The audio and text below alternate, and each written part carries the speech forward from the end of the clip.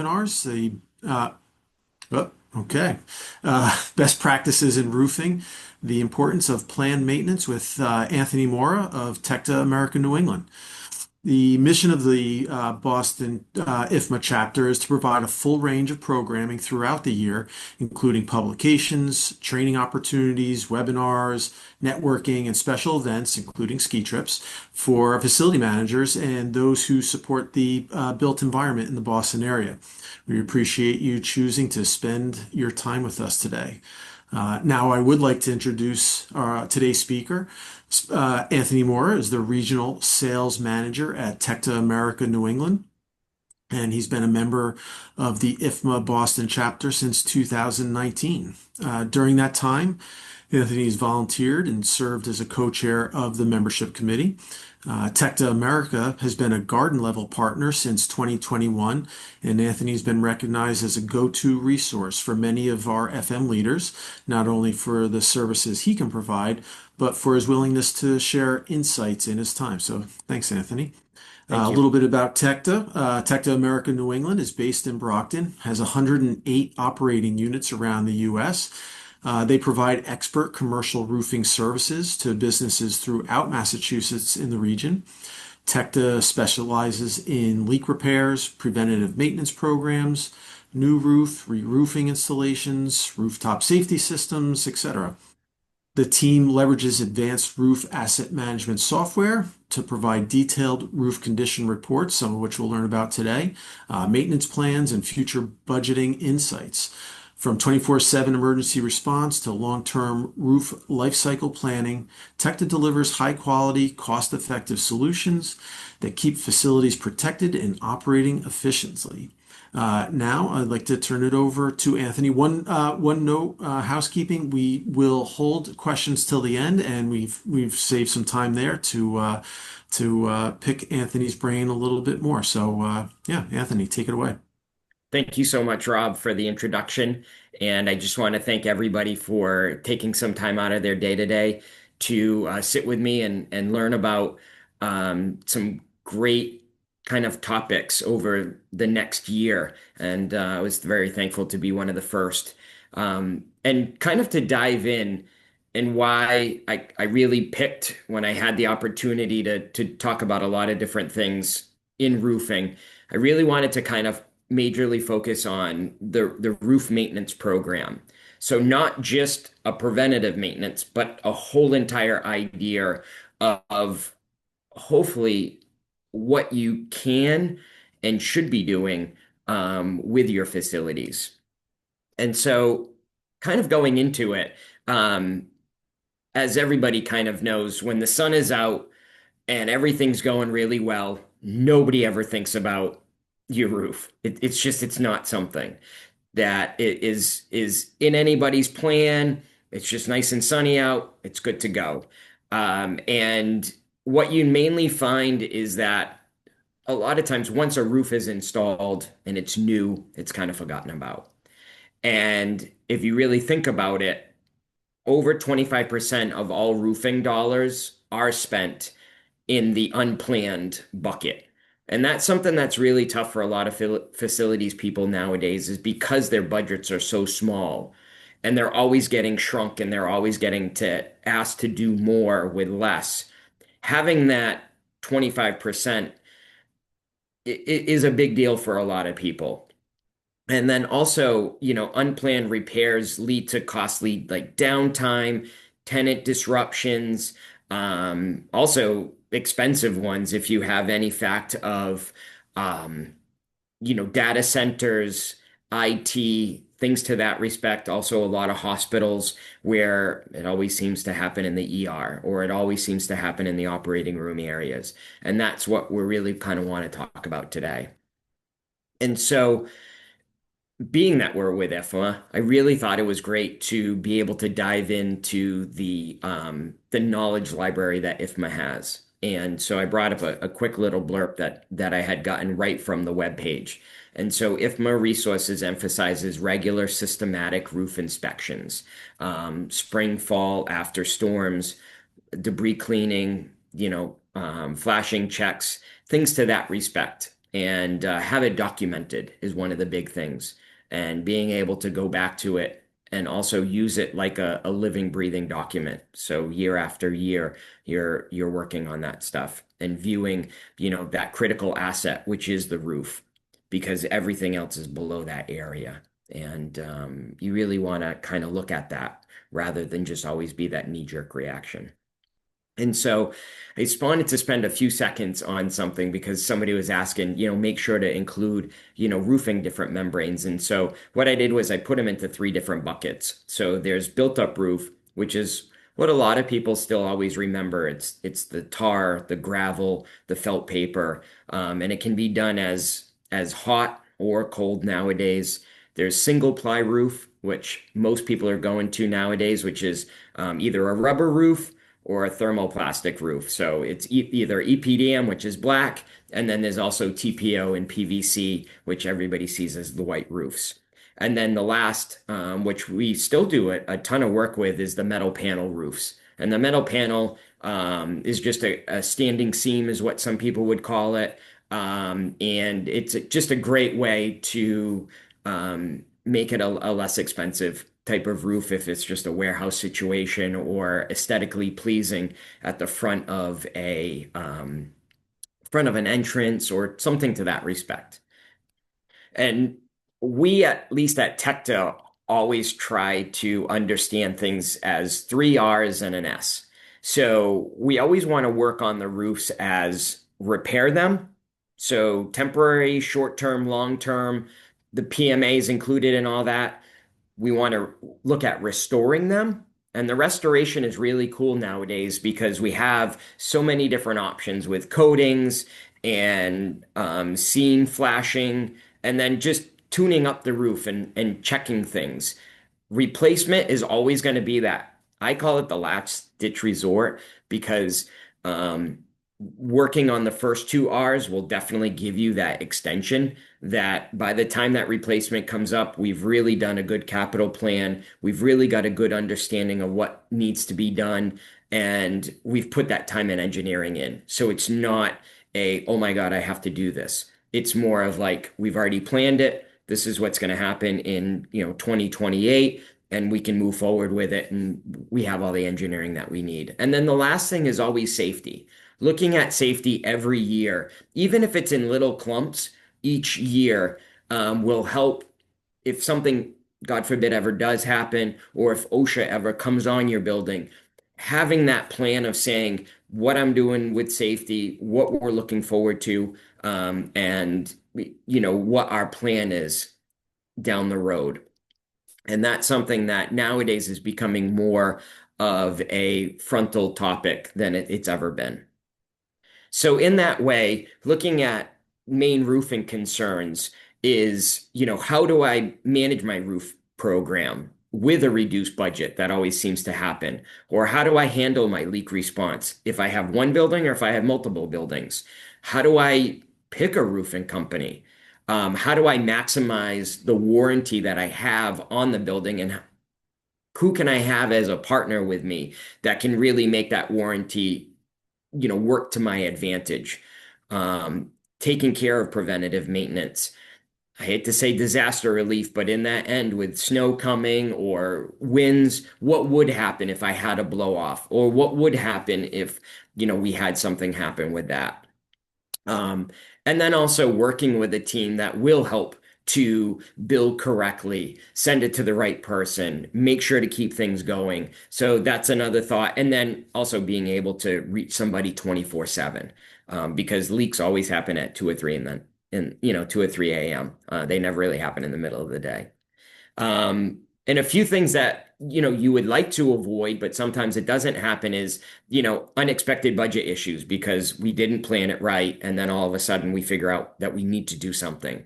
Again, the roof issues really come into, I think, a lot of times with leaks. That's when people will call that, or, downtime due to roofing issues. So if you have a facility that does work underneath it in a manufacturing area where now we have roof leaks, now you have to shut the machines off, or now you have to cover the machines and they can't work because you're trying to get that done. Premature roof failure just because of the fact of it not being taken care of.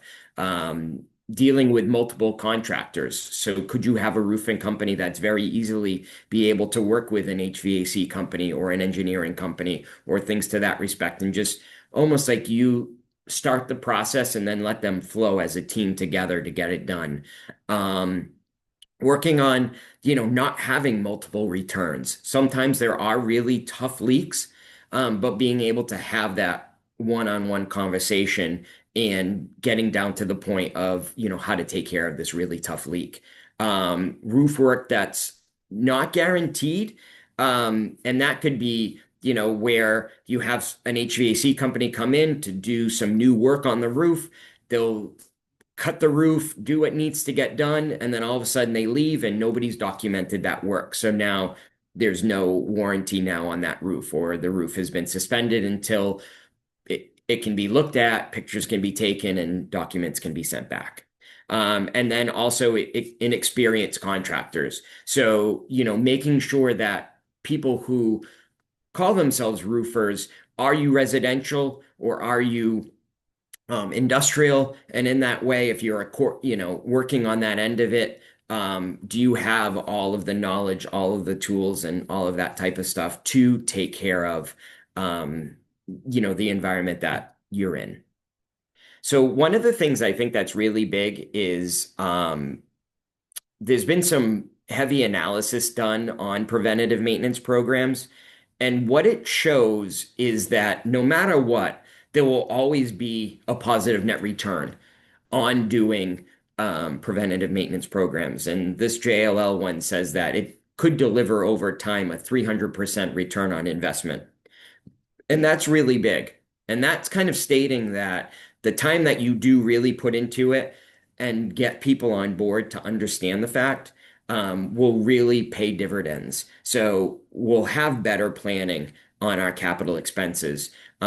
We hope to have no surprises for the facilities person or the tenants. And then also, we really do want to protect that warranty. You pay for the warranty.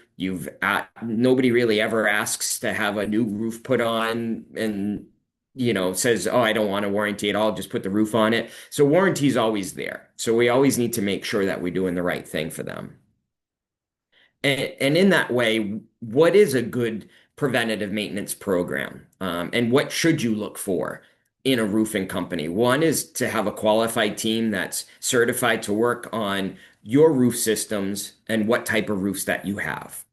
The next one is making a decision as to, do you want to do annual or do you want to do semi-annual inspections? And cleaning, do you want to do it both times a year? Would you like to do it once a year? Do you have no trees around you, or do you have a lot of vegetation around you? So that will all change things. Do you have a lot of HVAC units that you do a lot of flushing? So, could we do some power washing to make sure that we get all of that off of the roof so that there's no degradation?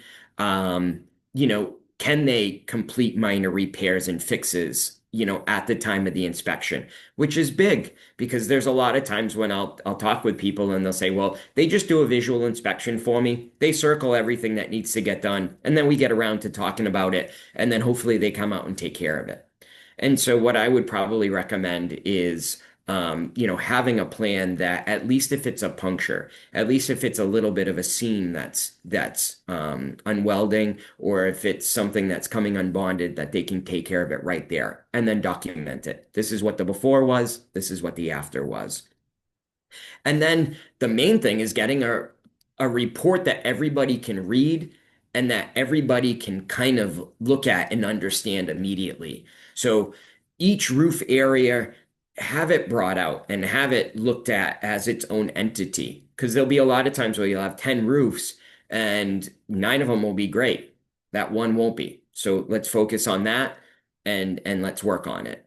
And sometimes just having, a black and white report with some pictures at the end of it really doesn't give you an idea of what you're looking at. And then, working out major repairs and plan them and then execute them at the right time. So, even saying, I know this is something that needs to get done, but what's the best time for you? What's the best time for your season? and then go that way with it. And then also make sure that within that plan that you have capital budgeting, usually 5 to 7 years out. I wouldn't really go any farther than that because of the way that everything is changing. And so if you say, well, I have a JM roof or a Sarnafil roof or GAF or Carlisle, does anything really change? And in reality, no.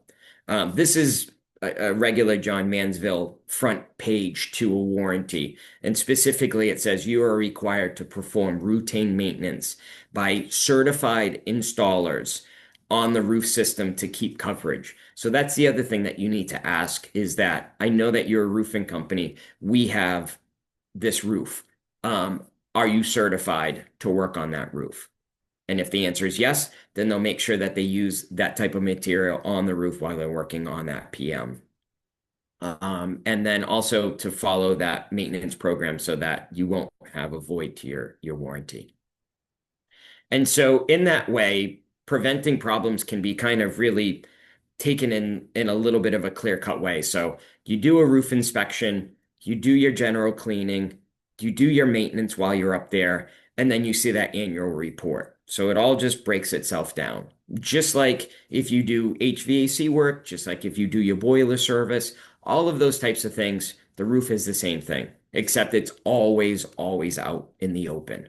Sometimes HVAC units are inside, boilers always inside. And so that way it's a little bit different. But here, your roof, it's always top. There's nothing usually above your roof. So that's kind of how you always have to think about it. And in that way, um, I had talked with everybody and with Tecta America, we're a lot different than a lot of other roofing companies, and we do some grading and evaluations. And so what I did was I took our world and how we work on it and kind of put it into a little bit different of a format so that you could understand it. So this is kind of the way that Tecta looks at, preventative maintenances and how we come back to the client with the information to help them out. So one of the things is that, as always, you would do a visual inspection, and then we do a grading system, usually from 0 to 5. And then we focus on critical areas, and then we give it what's called a RAP score. And that's a roof assessment points that we take all those 0 to 5s and we kind of work on it. And then we have a final number, which is the ERSL, which is an estimated remaining service life. Estimating is the big thing, but also you have to know that a 5-year-old roof, unmaintained with a lot of HVAC and a lot of other technicians on there, could look as bad as a 30-year roof. And some 30-year roofs in the field could look great, but they just need some maintenance on beams and corners and other things like that. So that's where the ERSL comes in.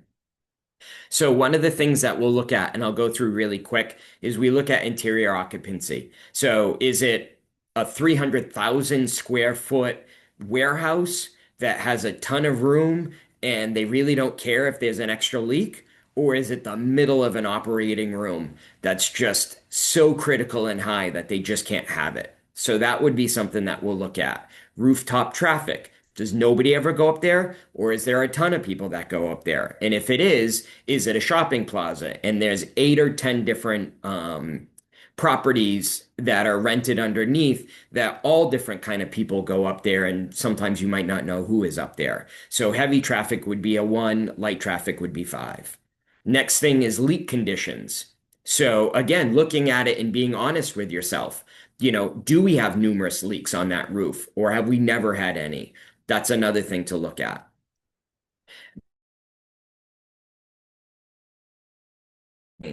Are there ponding issues? In ponding issues, there's 2 things to think about. One, there's water on the roof and it's not leaving. The second thing is usually most manufacturers give about 48 to 72 hours to have all of the water evaporated on that roof. After that period, they'll always state that there might be an issue because that extra weight then puts a lot more due pressure on your insulation that's on that roof. And so in that way, when you start to degrade the insulation, you will pretty much degrade the whole entire roofing system itself. So membrane condition, how good is the field? A lot of times, you'll be able to see around the HVAC units that, you have 10 or 15 little spots that, maybe sometimes they drop screws or panels or things to that respect. And then in the middle where there's nothing, it's looking great. So we can work on all those numbers. And then flashing conditions. Flashing conditions really come into play when the field of the roof looks really, really good, but you're starting to get to that 10, 15, 20-year level. And now taking care of that is really, really important and making sure that, how are those conditions? How is that membrane? How is the flashing? Are we getting that little dog ear starting, or are they nice and pressed down?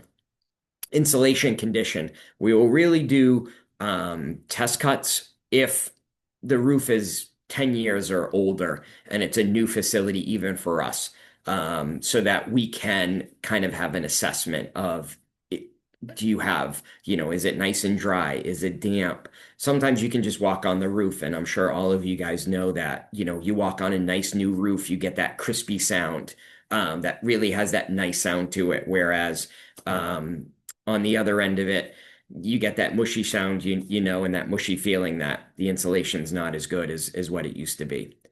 Going into IR technology. IR technology is phenomenal if it's used correctly and there's people that really understand what they're looking at. Because if not, then it looks like just a rainbow, and you have to look into it. So having somebody that is infrared certified, like myself or other people that are out in the roofing industry, is really important so that you can understand and have a good conversation about IRs. And then looking into the age of the roof. And once you take all that into account, and then also, your repair statuses. Do you have any, major repairs that need to get done? Are there any moderates, or are you just doing routine maintenance, or there's none required because the roof is in really good shape. So those are some other things to think about. And then overall assessment of everything of the roof, just looking at it as a whole. What does it look like?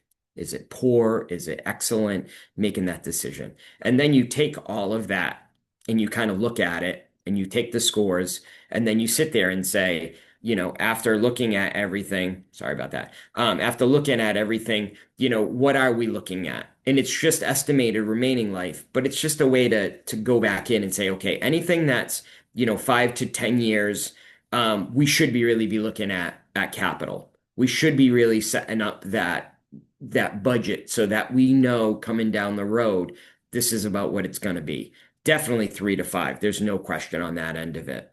And no matter where you start, there will be some roofs that are 0 to 1 or 2 to 3, and we need to do a little bit of work to try to figure out how to extend it. And how can we do a little bit of some bandage to get you to that point where you can correctly get that budget and you can do it correctly and you're not, kind of cutting corners to get it done.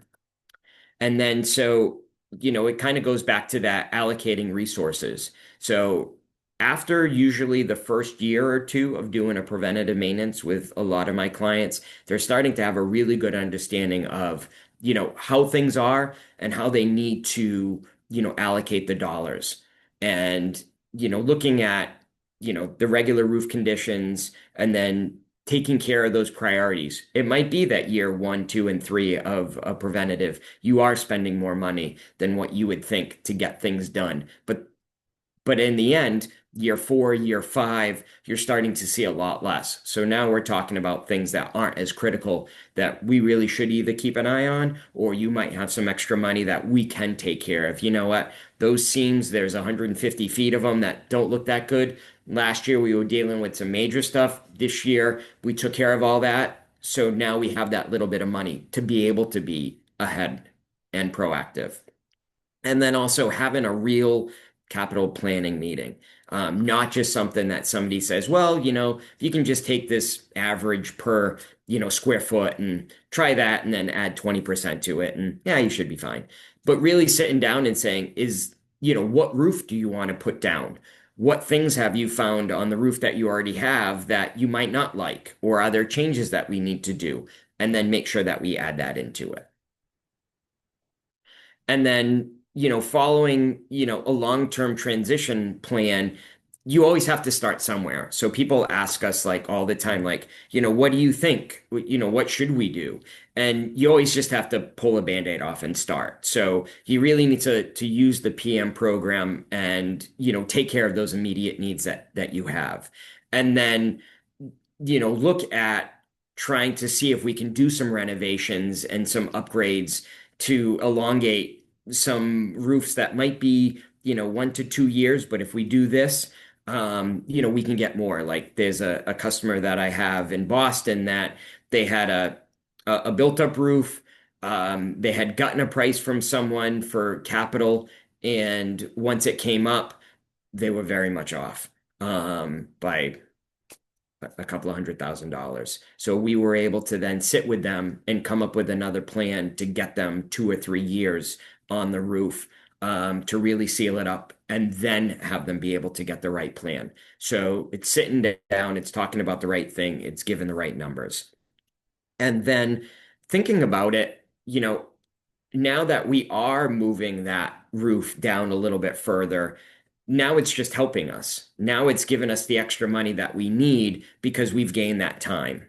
So in that way, one of the case studies that I think is really big came out of the state of Wisconsin. So they invest about $3.5 billion in buildings, and they have like 6,500 roofs.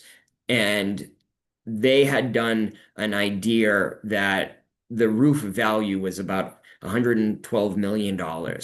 But they calculated it where by having and extending the life of the roofs only by 1 year, they would gain about $450,000 on cost. And so it just shows that some people will say, well, it's not that big of a deal. If I need to do it this year, I need to do it next year. But if you really sit down and think about it, everybody's budget is to the idea of what everybody's budget is. So, $112 million to them is the same as somebody that might have a $120,000 budget. It all works. And it's all saying that, would you like to spend that extra money maybe somewhere else if we can extend the life of the roof?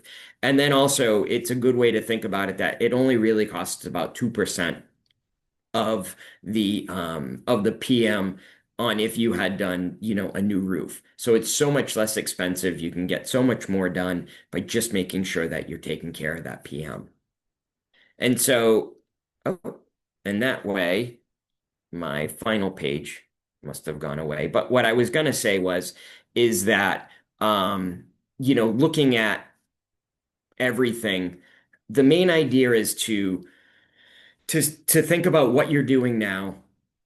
After thinking about that, looking at, what can we do to extend it? And if we don't have a PM program, what can we do to get a PM program involved in our way?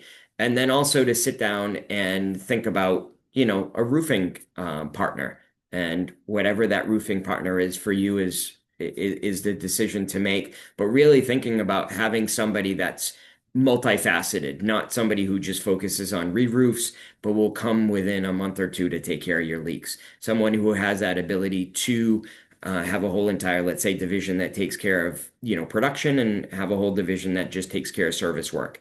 And that will give you a little bit more flexibility. So thankfully, I hope I've been, very informative for you guys, but I really wanted to open it up to questions and to see what you guys were trying to get out of the presentation. And I just open up the floor for sure.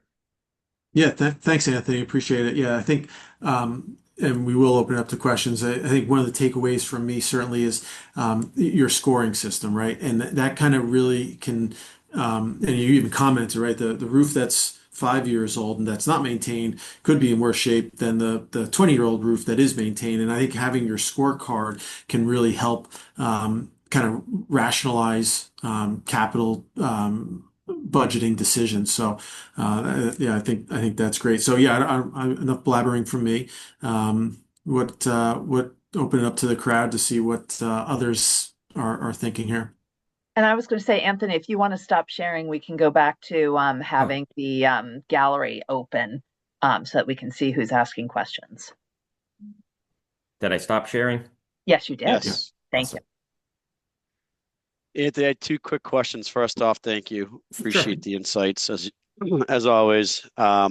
Towards the middle of the slide, looked like there was a plant growing on the Yes, roof. there is. Were the roots actually going through like the membrane into the Yes, there roofing was. And system? that was That's my picture. yeah, no, it's classic. And then the second one at the very beginning of the slide, you were going through like the built up roofs and going through all the different roofing membranes. Is the like the old school gravel roofs with the small rocks, are those essentially obsolete moving forward? Does it have to be some type of built up roof, one membrane roof or paver roof system? So at least in that way, they're still going to be out there because Yep. there is need for it. Yep. In the New England area now, we just came back from a national meeting with Tecta people, and finding now that the TPO and the EPDM kind of are really something that a lot of parts of the country are focusing on that they never did before. And we were kind of a little bit newer to that. Um, and there also are hybrid systems where sometimes they're built up underneath and then, TPO or EPDM on top of it. But with the way that the technology is, I really find that no, the built up isn't what it is. We're taking so much more off of it. That Yep. project that I was telling you about that we were helping was a built up roof. And so to give that extension, what we're doing is we're removing all of the rock from the Yep. roof itself, and then we're going back and we are fixing like some of the old built up roofs have like almost like gator kind of crinkles on the top of it like you would see on the back of an alligator. Yep. And so what we're doing is we're going back, we're filling all that up, and then we're putting a coating on it, and we're Nice. coating that roof, and we're locking that in. And then that's going to give them about 3 to 5 years in order to then cut all of that out, and then we're going to put Replace in it. a happens to be a PVC roof that we're going to put in Perfect. on that. Yeah, no, that's awesome. And then you're probably wondering why it's so specific. And because I've seen some roofs, newer ones, it almost looks like a river rock. It's really large rock. It's used as like Yeah. a ballast. And then selfishly, our insurance auditors, FM Global, there's a building pretty far down the street from us. However, we do have a pedestrian glass bridge. And it's one of those things where like the 100-year storm, wind coming from like the west could hit the bridge, and they have the small little tiny rocks. Um, so the reason I was asking the question is it's going to be a recommendation that they have, but it's not our building, not our roof. So Yeah. I recognize that that's not a new standard. So at some point in time, that building is going to have to replace their roof, in which case that recommendation would go away. Yeah. Unless I So pay for them to do the roof, but I'm not going to Yeah. do that. So what happens is there's two different types of that. So I Yep. was thinking more of a built-up roof, which is that it's either a hot tar or a cold tar, and then they put the rocks in there. In Yep. your circumstance, that's a ballasted roof. So Yep. probably underneath, that's an EPDM roof that they're just putting river rock on top of. That for Got it. sure is not being used anymore at all. Yep. Not like we're not doing, nobody is asking for a ballasted roof. Even the ballast roofs that we're coming to, they are removing all of that rock, and we are going back with either an adhered roof or we're going to pin the roof down and Yep. mechanically fasten it. So yes, How ballast roof is 100%. It's a done deal. Nobody's doing that anymore. No. nice. No, that's good. Then last Yeah. one too is I've seen some places around the city that doing it's their roof, but they're using it as like patio areas where it's like Yes. pavers and stuff. What's Yeah. good, bad? What's the impact? I'm sure like I guess what's the inspection where it's kind of hidden? So yes. And even sometimes they're using it even as a green roof situation. So you'll Yes. find that it's a pavered roof also with greenery on it. And so they're trying to kind of kill two birds with one stone. Like, so what normally happens is the roof underneath is still the roof underneath. And then Yes. there'll be a blocking system, and then those blocks go on top. So sometimes what will tend to happen when it being done is before they'll take the bottom base layer and they will put a waterproofing agent down, and then put the roof on top of it. And then on top of that, they'll put the pavers. It really makes it tough, though, to find leaks sometimes because you do need to strip all of that. Or Ah, what then tends to happen is, like on one of the properties we have, it's a regular roof where they waterproofed a regular roof, and then there's 8 inches of insulation and then pavers on top whoa. and then greenery on top of that. So now what tends to happen is you're moving like let's say a 10 by 10 area of cement blocks, and then you're cutting some of the ISO out to get all the way down to the roof area. So in that case, yeah, you really do have to think about it and you really do have to work on if it's going to be worthwhile. And then on top of that, they even have greenery in pans on top of that. Yeah, So if there's anything there, you're pulling the pans out, getting down to it, and then going down from there. cool. Awesome. Thank Yeah. you. Any other questions? I thank you, Anthony. This has been so helpful. We talked, I think, at one of the cocktail Yes. hours. And I have not reached out, Ed, but this reminds me that I need to. But the question that I have is kind of, is there a portfolio that's too small? No, not at all. Okay. Definitely not too small. So, and I think that's the biggest thing that everybody's kind of always worried about is, am I too small? Is it not going to work for me? And it will always work. We can always figure out one building, whatever the situation is, it works out great. And then I always, and Andrew and I have joked about this in the past because we've had IFMA things, but everybody always walks by a roofing company and says, I got a new roof, I'm all set. Or I can't afford a roof, so I don't really want to talk to you. And that's not really the way to think about the roofing system as a whole. If you have a new roof, that's phenomenal. You still need someone to take care of it. And if you have a roof that's in need of help, that's also a question. So no matter what, it's kind of an odd thing. Like I'll talk with HVAC guys, and they have the weather to help them.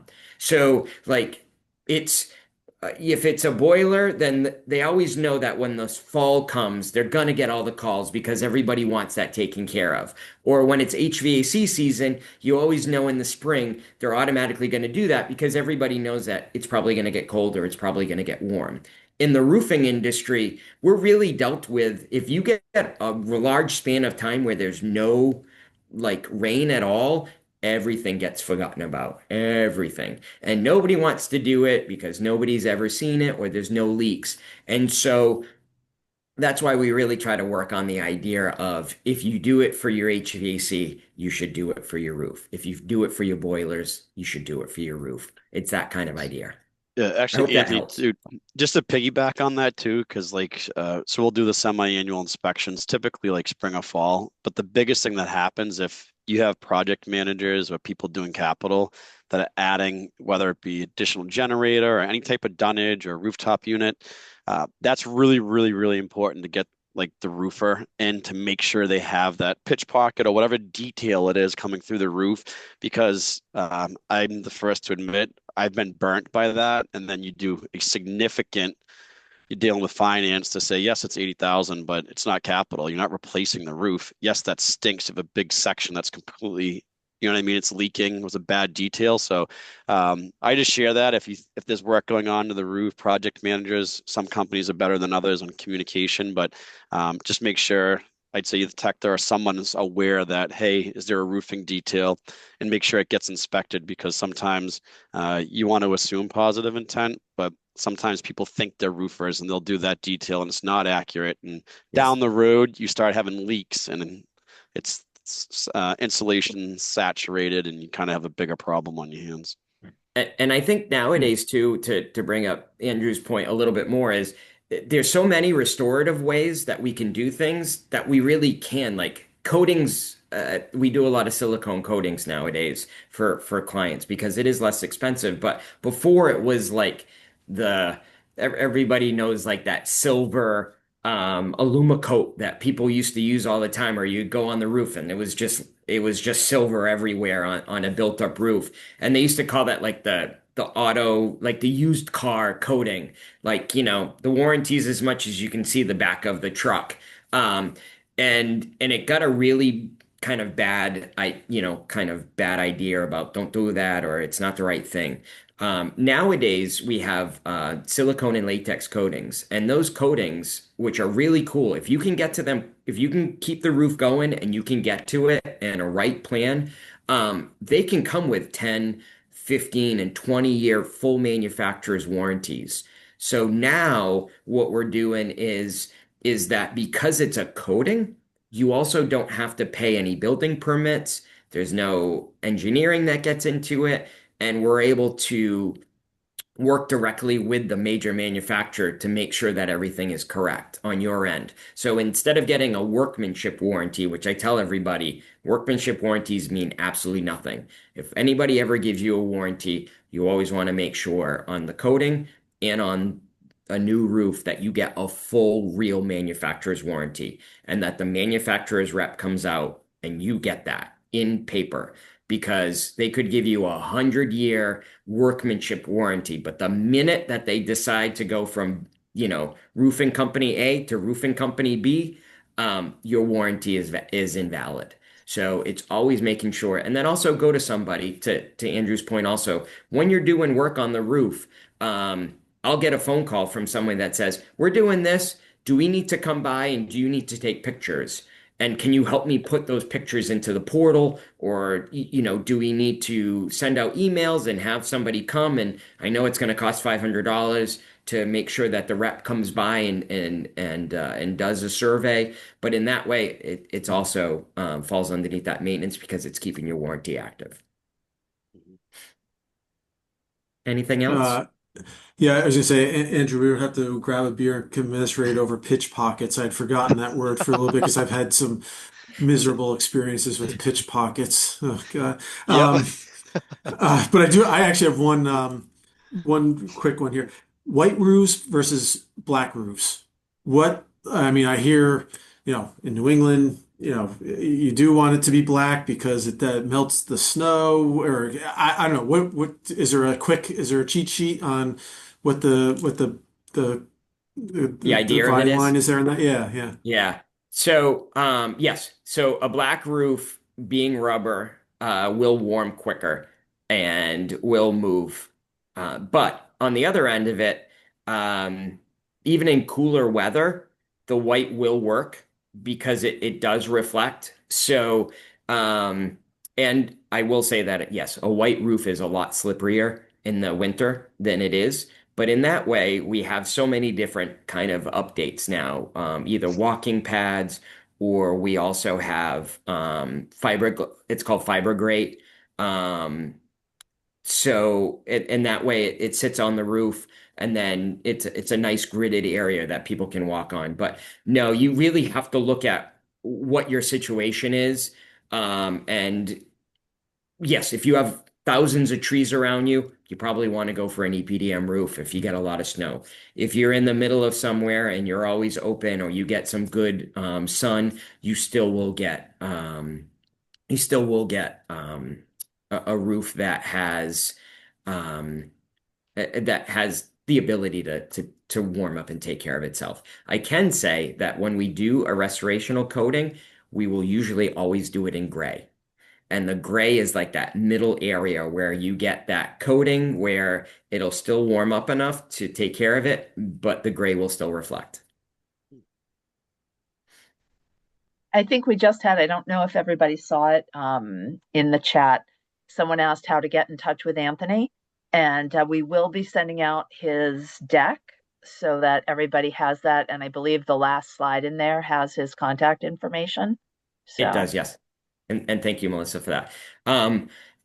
Are there any, like, not maintenance wise, but are there any other questions that you guys have to the idea of like a roof that you have now, or just a question that you might have of something? I'd be happy to, either answer it if I can, or if not, I'll get you an answer and get back to you. Um, I got a question, Anthony. sure. It's actually a residential question. You know those steel roofs that you're seeing that last forever and a day, as they claim? Is that true? Is that a true statement? So that is Residential, we're talking. so that is a So that is a standing seam roof is what it is. So it's the same standing seam that you see on, a lot of different buildings. So the metal buildings and your houses. The only thing that happens with a standing seam roof is they need every year to be fully maintained because you have a ton of screws going right through the metal roof a lot of times. And so that metal screw has a rubber gasket behind it. And so because of the movement of the metal back and forth, the cooling and the expanding and when it gets heated, all of those need to be looked at. So when they do say that, yes, in return, that roof will last a long time, um, everything has a maintenance to it, and we are coating a lot of 30-year-old aluminum roofs nowadays. The other way to do it is you have to put insulation in it and then put EPDM on top. But no, Alex, there's no roof that's a forever roof. The other thing is, I would say we had a family house in Maine, and because of the snow, it had a metal roof, and I can tell you that they're a lot louder. You can hear the rain on the roof. And we even put like two extra layers of insulation, and you could still hear it. So I would say if you ever did it in a kind of in a residential area, really like a front porch would be neat, or an overhang above the door that just kind of gives it that little extra pop to the house. That's a cool idea, but I wouldn't do my whole entire roof for sure. Uh, you know, the old GAF or roofs are so much better with the granular on it, and you can go 30 years with that, no issues. Perfect. Thank you. I was just curious. Yeah. Oh, they look great. They really, really do. Until you get a really heavy rainstorm and you're like, oh, just Terrible it's so decision. annoying. I was gonna say, Anthony, this is where we disagree. I have a metal roof on my cottage up at the lake, and it's my favorite when it rains. I just sit there and Oh, listen to the rain. see, because you're not a roofer, maybe. Like when I Exactly. hear rain, I'm always like, oh, something's gonna leak. Yeah, that's my happy place. Make it rain. So So in that case, if you like the rain, then definitely stay with it. But yeah, for me, it always gives me like the, oh my God, it's raining outside. Um, is somebody going to call me? But no, it is. And Michelle, on that end, you really should still, if you don't, you should probably keep an eye on that, because all of those little holes that they do, you always need to make sure that the gasket around the screw is correct. Because whereas an asphalt roof, one lays over the next. So if you do it on a really warm day, they kind of all lock in. That roof, not as much. So we used to do that. We used to go up and check them all, and make sure that they were good. Anything else? I stepped away in the middle for a brief moment. So if you covered this, we have a couple of historic buildings that have slate roofs still. Is that something that you guys would look at as well as part of this? Yes. So we love slate roofs. So we have slate in-house. Oh, great. Yeah, not to drop anything. So we work with Babson, which has a ton of slate on their property. And we do all of their slate work. So we have the general, all of that. A lot of times it'll be off of a lift just because of the situation. But that's what goes back into making sure that the company, whatever company that you're using, will have that tough conversation with you.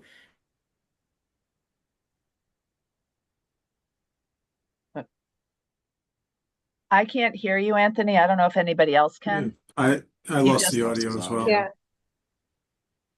But Just lost your audio. Anthony, too. Oh, he's we just off. lost him. Uh-oh. No, we just lost them. Uh-oh. Oh no. Well, No. so we have to stay tuned until next time about what to Yep. do with slate roofs. There he is. Um, Anthony, we You're lost muted you. now. Yes. We can hear you. I guess I have to blame being locked in. I don't know, but sorry about that. So we heard you up until the point where you said a lot of times it will be off of a lift, and Oh, that's the importance of finding a provider or contractor who can have the tough conversation with you. Yeah, that we'll talk about, doing it safely. Because with a slate roof, it's really important not to really walk on it that much, or take care of it, and so sometimes the bill will be larger than what they think for one slate repair. But it is what it is. But we have it in-house, yes. We also do, which is really neat, we have our own metal teams at all of the operating units. So if you need like a copper gutter made, or if you need an aluminum gutter that looks like copper, we can make everything in-house. And so that's another thing that's really kind of neat in that way, is that we can work with anyone. I have a question, not for Anthony necessarily, but for everybody else. As we were talking to Anthony about topics that we might want to discuss, one of the things that I had never thought of really, as I'm not an FM, is roof safety, and how that obviously it's a concern for everybody, but yet often it's not addressed on the actual roof itself, if I'm stating that correctly, Anthony.